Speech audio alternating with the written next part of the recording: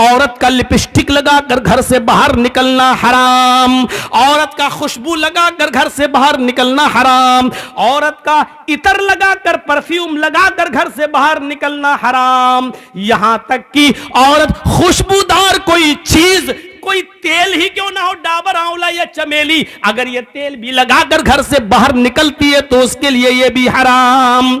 जितना भी ज़ेबो ज़ीनत, जितना भी बनाओ सिंगार, जितनी भी लिपस्टिक, जितनी भी क्रीम, जितनी भी पाउडर, जितना भी जेवर और जितना भी खूबसूरत और अट्रैक्ट करने वाले कपड़े तुम्हें पहनना हो, अपने घर में पहन सकती हो, अपने शौहर के सामने पहन सकती हो। जितनी क्रीम लिपस्टिक लगा सकती हो लगा लो, जितना मेकअप करना चाहो कर सकती हो, लेकिन जब जरूरत के तहत घर से बाहर निकलो तो वला युब्दीना ज़ीनतहुन्ना, तो तुम्हारे बनाओ सिंगार, तुम्हारी ज़ेबो ज़ीनत गैर मर्दों के सामने जाहिर नहीं होनी चाहिए। इस्लाम की मोहब्बत है तो मानो, नहीं है तो जो दिल चाहे करो। अल्लाह के नबी ने फरमाया जब शर्म हया किसी के अंदर से निकल जाती है तो उसका जो दिल चाहे वो कर सकता है, जब शर्म हया नहीं तो जो दिल चाहे करे।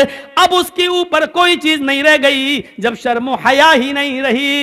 अल्लाह के नबी चीख कर कहते हैं इन अव्वल मा युरफउ अन हाजिल उम्मती अल हयाउ वल अमानतु, हमारी उम्मत से सबसे पहले जो चीज उठाई जाएगी वो हया है, शर्म में सबसे पहले ये दूर कर दी जाएगी। आज शर्म हया बिक चुकी है, नीलाम हो चुकी है, शर्म हया नाम की कोई चीज नहीं रह गई है, शर्म हया नाम की कोई चीज आज बाकी नहीं रह गई है। आज लड़के और लड़कियां एक साथ गुफ्तगू करते हुए, साइकिल चला हुए, बातें करते हुए जा रहे हैं, ये शर्म हया नाम की कोई चीज नहीं रह गई है। वो एक दौर था, वो एक दौर था मेरे भाइयों कि जंग जमल के मौके पर जब हजरत आयशा एक जगह पर बैठी हुई थी और हजरत अली में जंग हो रही थी, हजरत अली रजी अल्लाह ताला अन्हु ने एक रुका, एक पर्चा, एक नोट लिखा और नोट लिखकर हजरत आयशा के भाई अब्दुर्रहमान को दिया और फरमाया कि ये अपनी बहन आयशा को देकर आओ, इसमें मैंने कुछ चीजें लिखवाई है, हजरत आयशा को वो पसंद आ जाए तो मुझे बता देना, इसमें हमने कुछ मशवरे लिखे हैं, हजरत आयशा अगर उन मशवरों से खुश हो जाए तो मुझे बताना। ओ मेरे नौजवान साथियों, आए मौजमपुर के लोगों, आए इस गांव में रहने वालों, आए बंगाल से जुड़ने वालों, सुनो, हजरत अब्दुर्रहमान हजरत आयशा के भाई हजरत अली का पर्चा लेकर आ रहे हैं, घोड़े पर बैठे हुए, घोड़े की पैर की ठोकरें धूल उड़ा रही हैं।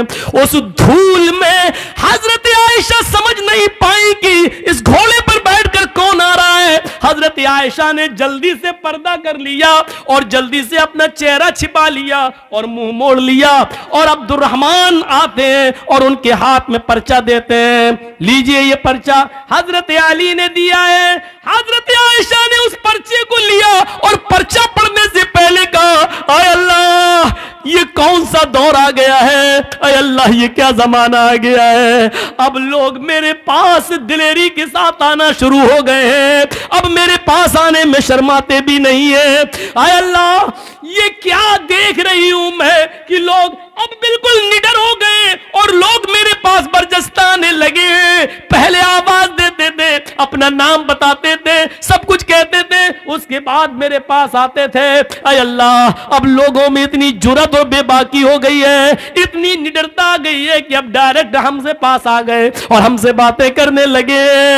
हजरत अब्दुर्रहमान ने जब अपनी बहन आयशा के मुंह से ये जुमले सुने तो कहते हैं, आए बहन जरा पलट कर देखो, मैं तुम्हारा अपना भाई अब्दुर्रहमान हूं, मैं गैर नहीं हूं। तब हजरत आयशा ने पलट कर देखा तो सामने उनके सगे भाई खड़े थे। तब उन्होंने इत्मीनान का सांस लिया, तब उन्होंने चैन की सांस ली। मेरे भाइयों, हजरत आयशा का पर्दा करना और अपने भाई से को पहचान न सके तो ये कहना, अब लोगों में ये कितनी दिलेरी और बहादुरी पैदा हो गई है कि वो आप बिला रोक और टोक मेरे पास आ जाते हैं। अरे अल्लाह ये मैं क्या देख रही हूं। गौर कीजिए इस जुमलों पर, हजरत आयशा की जबान से ये निकलने वाले जुमले जुमले आज हमारी मां बहनों को क्या दर्श देते हैं। आज इनकी जुर्रत और बहादुरी देखो, जिसके साथ जाए चली जाती है, जिसके साथ जाए टहल लेती है, जिसके साथ बैठना चाहे बाइक पे सवार हो जाती है, जिसके साथ जाना चाहे मार्केट में चली जाती है। जरा तसव्वुर करो मेरे प्यारे साथियों, हजरत आयशा तो अपने भाई से भी नहीं को भी नहीं देख रही हैं। जब पता चलता कि ये मेरे भाई है, तब उन्होंने चेहरा खोलकर अपने भाई को देखा, कहा कि अब कोई बात नहीं, अब शक मेरा दूर हो गया है। जरा तसव्वुर कीजिए, हजरत आयशा को यह भी पसंद नहीं कि कोई आए और बगैर मुझे अपना नाम बताए और बगैर इजाजत लिए हुए मुझसे मिले। मेरी मां बहनों, हमें सोचना पड़ेगा कि ये सब क्या है और आज हम किस दलदल में घुसे हुए हैं। तरक्की इसको नहीं कहा जा सकता है जिसको हम तरक्की का नाम दे रहे हैं। ये तरक्की नहीं है जिसको हम तरक्की कह रहे हैं। तरक्की आपको करना है तो 1400 साल पीछे की तरफ आपको जाना पड़ेगा। जैसा कि कल मैंने एक वाकया सुनाया था कि पाकिस्तान की एक लड़की जिसका नाम शहनाज है, आज भी वो पायलट है, लेकिन चेहरे का पर्दा करती है और हाथ में ग्लव्स पहनती है और हवाई जहाज उड़ाती है, सऊदीया तक की दूरी तय करती है। उसको सऊदी और कोयत और दुबई तमाम लोगों ने उसको दावत दी, लेकिन उसने कहा नहीं, हम पाकिस्तान की लड़कियों के लिए इबरत बनना चाहते हैं, उनको ये सबक देना चाहते हैं कि हम पर्दे के अंदर भी अगर तरक्की करना चाहें तो कर सकते हैं। पर्दा हमारी तरक्की में रुकावट नहीं है। जरा तसव्वुर करिए आप, ये क्या चीज थी, ये कौन सा जज्बा था। अल्लाह के नबी ऐलान कर रहे हैं कि अन्निसाउ हिबालतु शैतान। अब क्या रह जाता है इस हदीस के बाद, इस जुमले के बाद अब क्या रह जाता है। मेरी बहनों, बुरा मत मानना, अल्लाह के नबी ने क्यों कहा है अन्निसाउ हिबालतु शैतान, औरतें ये शैतान की रस्सियां हैं। नहीं, तुम्हें बुरा नहीं मानना चाहिए, सारी औरतें इसमें शामिल है। क्या हमारी मां नहीं है? क्या जर्जीस की बहन नहीं है? क्या जर्जीस की मां नहीं है? औरतों में तो वो भी शामिल है। तो फिर ये क्यों समझती हो कि मैं तुम्हें कह रहा हूं शैतान की रस्सी, जहां अल्लाह के नबी सल्लल्लाहु अलैहि वसल्लम ने तुम्हें शैतान की रस्सी कहा है, वहां यह भी फरमाया है कि इन्नद दुनिया कुल्लुहा मताउन व खैरु मताइ दुनिया अल मरातु स्वालिहा। दुनिया सारी की सारी फायदा हासिल करने की चीज है और सबसे बेहतरीन पूंजी, सबसे बेहतरीन फायदा हासिल करने की चीज, जिससे फायदा उठाया जाए, वो नेक औरत है। गौर करो, ये भी कहा जहां शैतान का जाल का है, शैतान की रस्सी का है, वहां दुनिया की सबसे महबूब चीज भी तुम्हें बताया है। अब दोनों के फर्क को समझो। क्या कहा है? अन्निसाउ हिबालतु शैतान लियसीद बिहर रिजाल, लियसीद बिहर रिजाल। शैतान की रस्सियां हैं ये औरतें, और शैतान इसी जाल को डालकर, इसी रस्सी को डालकर मर्दों का शिकार करता है। शैतान जब किसी आदमी को फांसता है तो इसी शिकार का इस्तेमाल करता है, इसी जाल को फेंकता है, इसी को खूबसूरत बनाकर मर्दों के सामने पेश करता है। ये चीज चीख चीख कर अल्लाह के नबी ने कहा है, इसी के जरिए वो बहकाने की कोशिश करता है। और नहीं मानते हो तो सुनो, बैतुल मक़दिस फतह हो चुका है। मुसलमानों ने बैतुल मक़दिस को देखने के लिए हजरत उमर फारूक के पास खबर भेजी है, अमीरुल मोमिनीन बैतुल मक़दिस हमने फतह कर लिया है, आप आइए और आप 2 रकात नमाज इसमें पढ़ा दीजिए ताकि हम आपके पीछे नमाज पढ़ लें। बैतुल मुक़द्दस आइए। हजरत उमर मदीने से बैतुल मुक़द्दस की तरफ सफर कर रहे हैं, बैतुल मुक़द्दस की तरफ चल रहे हैं, बैतुल मुक़द्दस की तरफ जा रहे हैं, बैतुल मुक़द्दस की तरफ जा रहे हैं। रास्ते में यहूदियों की बस्ती पड़ती है, ईसाइयों की बस्ती पड़ती है।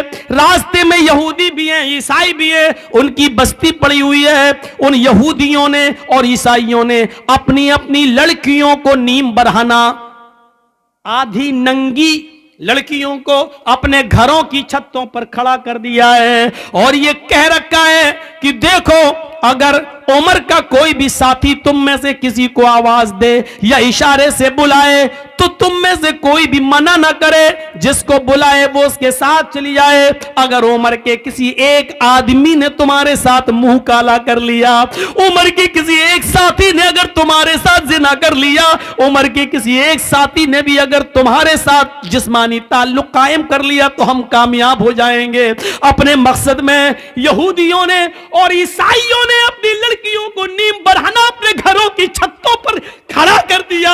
गौर करो, यानी शैतान ने अपना जाल बिछा दिया सहाबा को बदनाम करने के लिए, सहाबा को बर्बाद करने के लिए, सहाबा के ईमान को झंझोड़ने के लिए, सहाबा के ईमान को खत्म करने के लिए। इधर हजरत उमर फारूक को जब ये पता चला कि उन यहूदी और ईसाइयों ने ऐसा कर लिया तो इन्होंने हुक्म दिया कि लोगों, मैं पीछे पीछे चलूंगा, आगे आगे नहीं। सुनो, यहूदियों की लड़कियां गंदे अशार पढ़ेंगी, अपनी तरफ तुम्हें बुलाएंगी, अपनी तरफ तुम्हें माइल करेंगी, मेकअप किए हुए होंगी और नीम बरहना होंगी।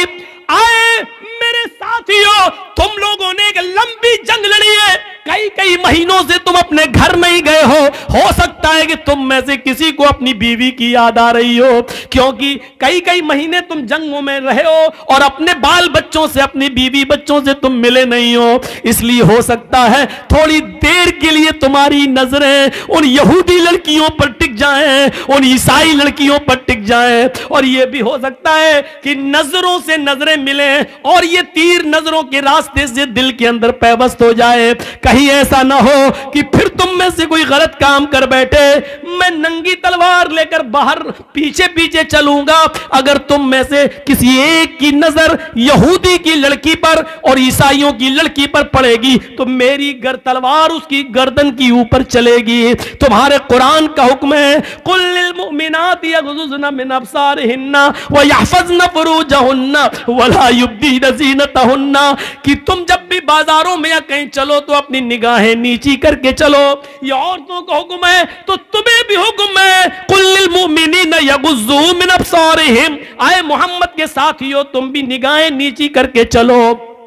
तुम्हें भी हुक्म है अपनी निगाहें नीची रखना और कुरान की आयत पढ़ते हुए निकल जाना, कोई किसी की तरफ नजर उठाकर नहीं देखेगा। हजरत उमर ने जब ये खुतबा दिया, सारे सहाबा ने अपने दिल की गहराइयों में पैवस्त कर लिया और चलने लगे। जब चलते चलते यहूदियों की बस्ती आई, यहूदियों की लड़कियां और ईसाइयों की लड़कियां इस मंजर को देख रही हैं, और जब ये उस गांव से गुजरने लगे, उनकी छतों के पास से गुजरने लगे तो उनके मेकअप लाइट मारने लगे, उनकी खूबसूरती चमकने लगी, उनके हुस्न और जमाल अंगड़ाइयां लेने लगे मेरे भाइयों। और साथ में सुरीली और मीठी आवाज में बजने वाले गानों ने मेरे भाइयों कानों के अंदर एक अजीब खनखनाहट पैदा कर दी।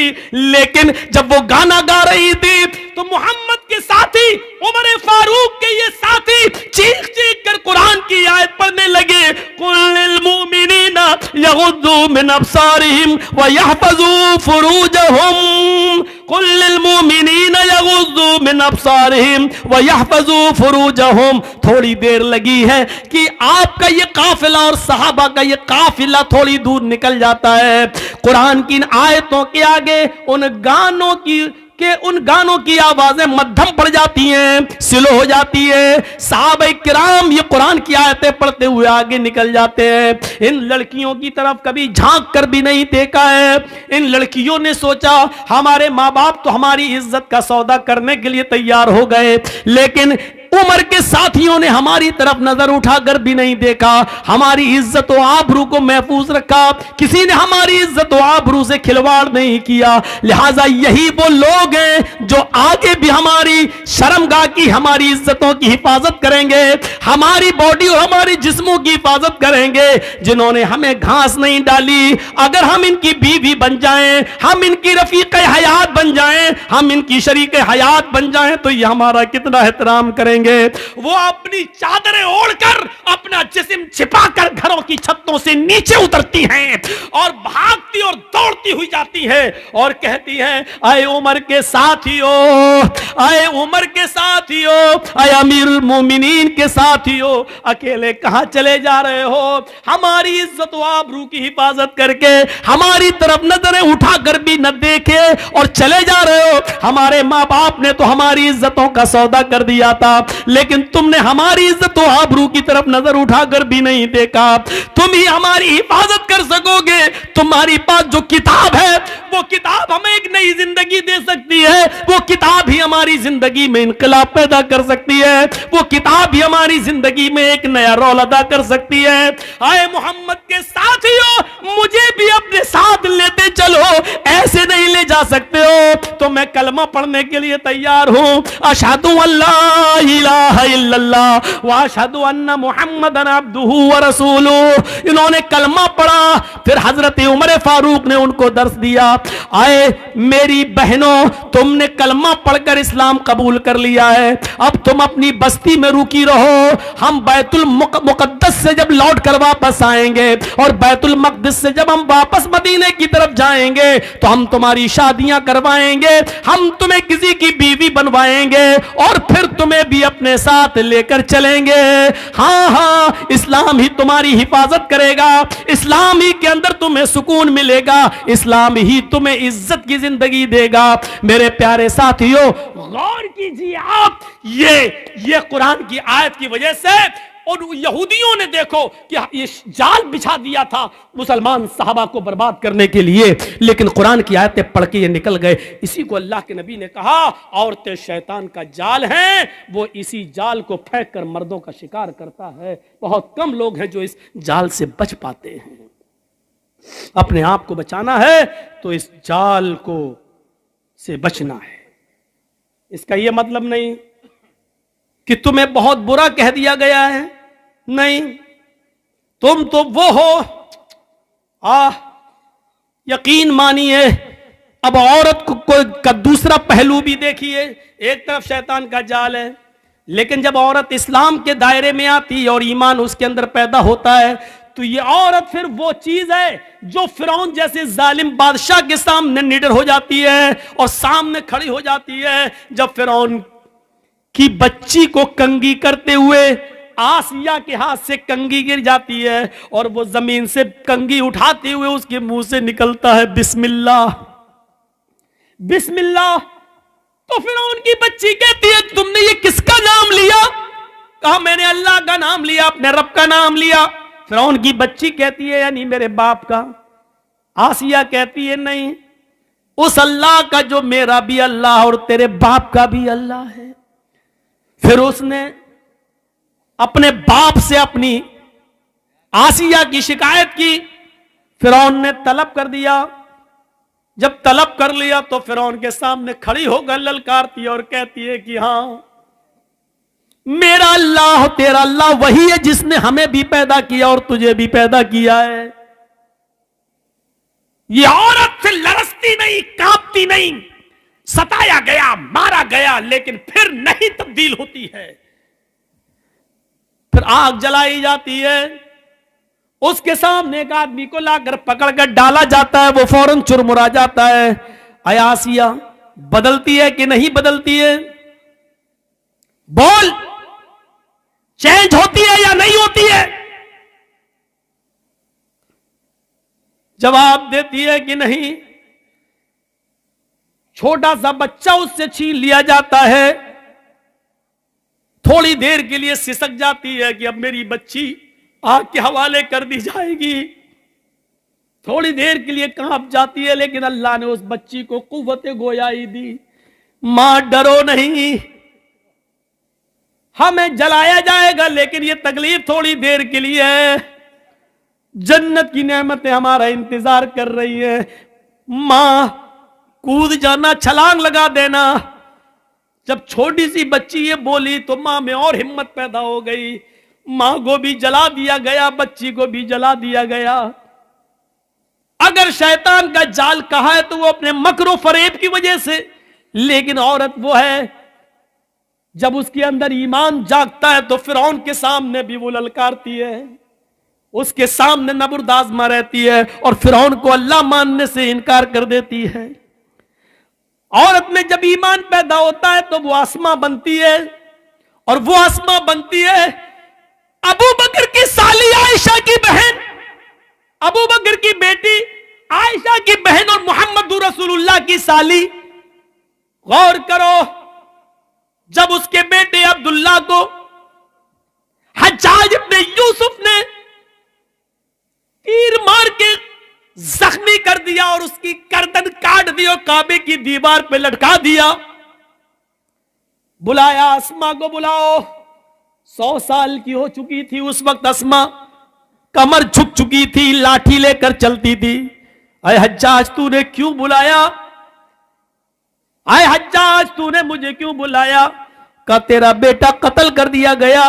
मुस्कुरा के कहती है अल्लाह के शेर कभी कत्ल नहीं होते हैं, यकीन नहीं आता है।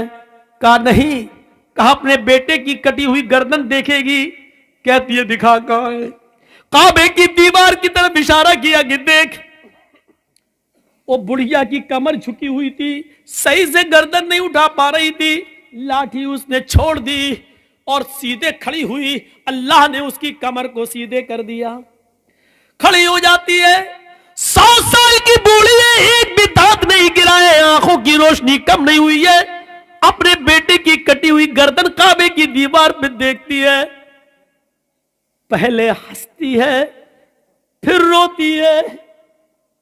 हज्जाज ने पूछा आए अस्मा, मैंने तुझे रोका था कि अपने बेटे को मेरे खिलाफ बगावत पर मत उतार, लेकिन तू नहीं मानी।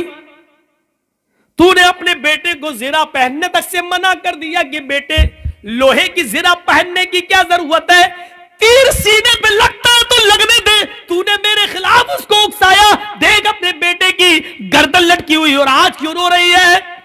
ये हंसने और रोने का सबब मुझे पता नहीं चला, क्यों पहले हंसती है और बाद में रोती है। कहती है हज्जाज ये तू नहीं समझेगा। हज्जाज ने कहा वही तो समझना चाहता हूं। आय अस्मा जा रही है तो जा, अपने बेटे के ये बेटे की गर्दन उसकी बॉडी तेरे घर पहुंचा दी जाएगी, जनाजा वनाजा पढ़कर उसको दफना दिया जाए। लेकिन हंसने और रोने की वजह बता। तो यही अस्मा है जो हंसने की वजह बताती है कि आय हज्जाज अपने बेटे की खुशकिस्मती पे हंस रही हूं, और रोई इसलिए कि वो मेरी बदकिस्मती है, अपनी बदकिस्मती पे रो रही हूं।